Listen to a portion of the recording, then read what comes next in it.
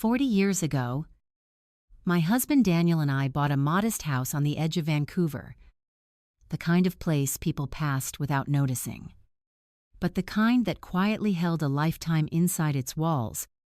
We did not have much, but we built everything slowly, deliberately. Daniel was an engineer, careful with numbers and even more careful with risk. He believed security was something you designed long before you needed it. I worked at a small clinic. Steady hours. Steady pay. The kind of life that never looked impressive, but never collapsed either. Together, we raised our son, Eric. In that house, every sacrifice we made had his future behind it. When he struggled in school, Daniel sat with him every night until frustration turned into understanding. When Eric chased big dreams and failed in his 20s, leaving behind debts he could not fix alone, we stepped in quietly. We paid what needed to be paid. We protected him from consequences he was not ready to face. At the time, it felt like love. Looking back, I realize it may have been something else. Daniel once told me, if you carry someone for too long, they forget how to stand. I remember laughing it off, thinking he was too cautious, too distant. Eric was our son. We trusted him completely. But trust, I would later learn, does not prevent change. It only delays when you notice it. And when Daniel died, suddenly and without warning, that carefully built world began to shift in ways I did not understand yet, unaware that the foundation he had quietly put in place would one day be the only thing protecting me. 40 years ago, my husband Daniel and I bought a modest house on the edge of Vancouver, the kind of place people passed without noticing, but the kind that quietly held an entire life inside its walls. It was not large, and it was never meant to impress anyone, but it was ours.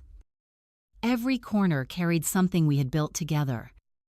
The hallway where we marked our son Eric's height each year, the small backyard where Daniel planted a tree the day Eric was born, the kitchen where we sat night after night, calculating bills, adjusting plans, and deciding which small comfort we could give up so our son would never have to. Daniel was a careful man. He worked as an engineer, always thinking ahead, always preparing for things that had not happened yet. He believed security was not something you hoped for. It was something you built long before you needed it. I worked at a local medical clinic.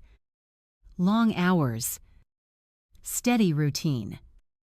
Nothing extraordinary, but dependable. Together, we created a life that looked simple from the outside, but required constant effort to maintain. Eric grew up surrounded by that effort, even if he never fully saw it. When he struggled in school, Daniel sat with him every evening, patiently explaining the same problems again and again until frustration turned into understanding. When Eric decided to start a business in his 20s and failed within 2 years, leaving behind debt and embarrassment, we stepped in without hesitation. We paid what needed to be paid. We shielded him from consequences he was not ready to face.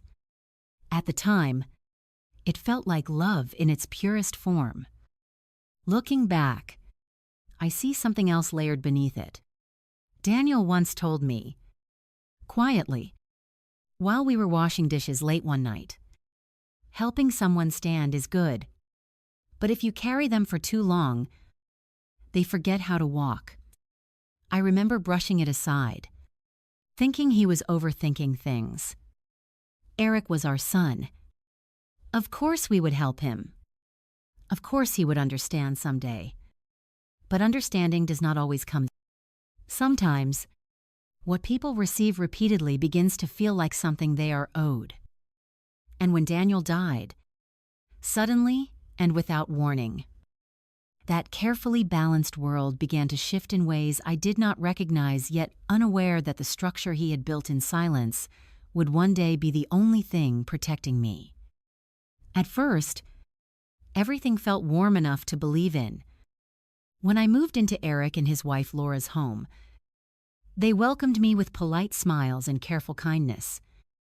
The children hugged me every morning before school, their small arms wrapping around me in a way that made the house feel alive again. Eric told me to rest, to take things easy, to enjoy a life without responsibility. For once, after the silence Daniel left behind, that sounded like comfort. And for a while, I allowed myself to believe it was. But changes do not always arrive in ways you can clearly point to. They begin quietly, in small moments that seem too minor to question. Laura liked things done a certain way. The kitchen had a system, the laundry had a schedule. Even the way groceries were used seemed to follow rules I did not fully understand. At first, I adjusted without thinking. It was her home, after all. But slowly, I noticed something shifting beneath those small corrections. I was no longer moving naturally within the house. I was navigating it, asking before doing, pausing before speaking, becoming careful in ways I had never needed to be before. Eric changed too, though less obviously. He was boozier, always distracted, always just slightly out of reach. Conversations that once felt easy became brief and polite. "How was your day?" he would ask, without really waiting for the answer. And then came the comments. Never direct, but never subtle enough to ignore completely. Groceries were more expensive lately. Utilities had gone up. Laura mentioned once that running appliances during certain hours made a difference in the monthly bills. She said it lightly, but her eyes flicked toward me for just a second too long. At the time, I told myself I was imagining it. That grief had made me sensitive. But one night, walking down the hallway, I heard them speaking in low voices. "We need to be realistic," Laura said. "This is costing us." There was a pause. And then Eric sighed, but he did not disagree. That silence settled into me more heavily than any words could have. Because in that moment, I understood something I had been trying not to see. I was no longer part of the family's center. I was something orbiting around it, something that required adjustment, calculation, and cost. The first real crack did not come from what Eric said. It came from something he did not want me to see.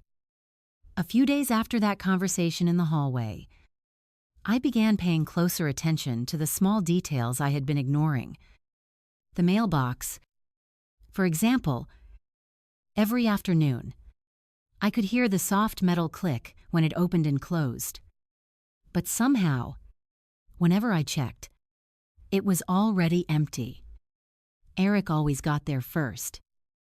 "Nothing important," he would say, almost automatically.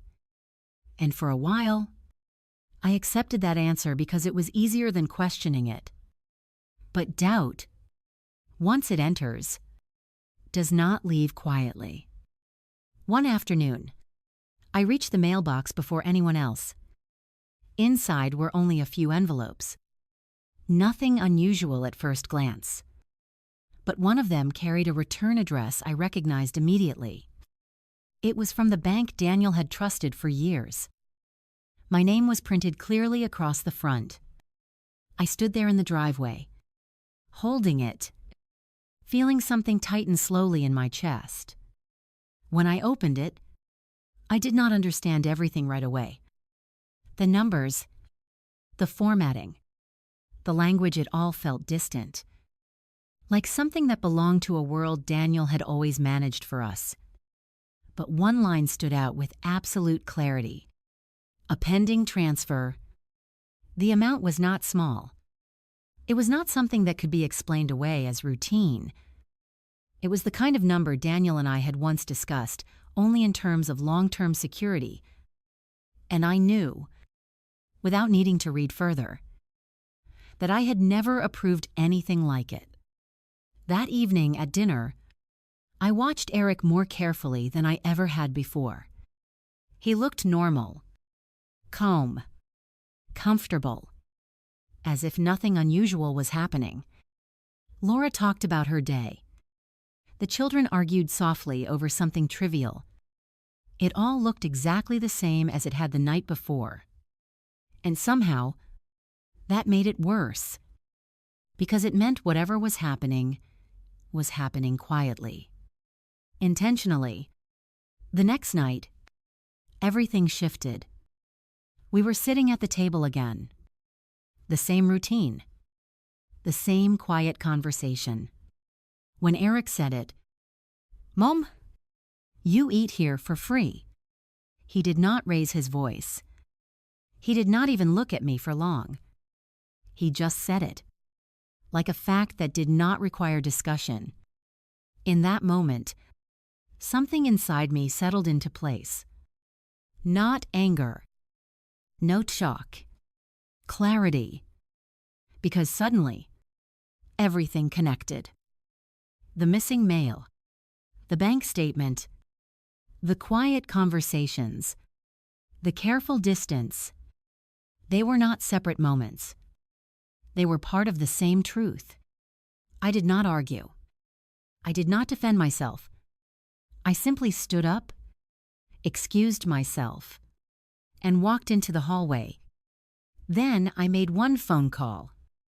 After that phone call, I did nothing differently on the surface. I still helped the children with homework. I still moved quietly through the kitchen, careful not to disrupt Laura's routines. I still answered Eric with the same calm tone he had grown used to. But inside, everything had changed. I was no longer reacting. I was observing, listening, waiting. "Mr. Lawson returned my call that same afternoon. His voice was steady, familiar in a way that made something inside me feel grounded again. When I explained what I had found, he did not sound surprised. That unsettled me more than anything else. He asked a few precise questions, then told me something I had never fully understood while Daniel was alive. My husband had not simply managed our finances. He had structured them. Years earlier, he had created a trust, one designed to protect our assets and ensure that no major decisions could be made without my direct approval. That single detail changed everything, because it meant one thing very clearly. The transfer I had seen could not be completed without me. Over the next few days, I paid closer attention than ever. Late at night, I heard Eric and Laura speaking in low voices. Words like deadline and processing surfaced more than once. I noticed how often Eric checked the mail before I could. I noticed how quickly he closed documents when I entered the room. And slowly, the picture became clearer. They were not acting randomly. They were waiting for something. Then, the document arrived. It was placed neatly on the kitchen table, as if it had always belonged there. Eric picked it up, glanced at it briefly, and slid it toward me with a casual smile. "Just some paperwork," he said. "Nothing complicated." Laura stood nearby, watching without appearing to watch. I looked down at the pages. I recognized the language now. The structure, the amount, everything matched what I had already seen. At the bottom, there was a single empty line. My name printed beneath it. Waiting. I picked up the pen. I let the silence stretch just long enough for them to relax. Then I set it down. Before I sign anything, I said calmly. "I think we should talk." The silence after I said those words did more than any argument ever could. Eric did not raise his voice. Laura did not interrupt. For the first time, neither of them tried to explain anything away, because they both understood, at that exact moment, that something had shifted, not in the house, not in the paperwork, in me. The transfer never went through Enthouse. It could not without my approval, and I made it very clear that approval was not something they were going to receive. A few days later, Eric tried to explain himself. He spoke about pressure, about rising costs, about doing what was best for the family, and maybe, in his own way. He believed that, but belief does not change intention, and intention does not erase what was already revealed. I did not shout. I did not accuse him. I simply listened, because by then, I already understood something he did not. Money reveals who people really are. Not when everything is comfortable, but when something valuable is within reach. And truth has a way of revealing itself, even when it is buried under silence and good intentions. I chose to leave that house, not because I was forced to, but because staying would have meant accepting a version of myself that no longer existed. I found a small apartment, quiet, simple, mine, and for the first time in a long time, I felt something return to me. Not security, not comfort, control. I forgave Eric, eventually.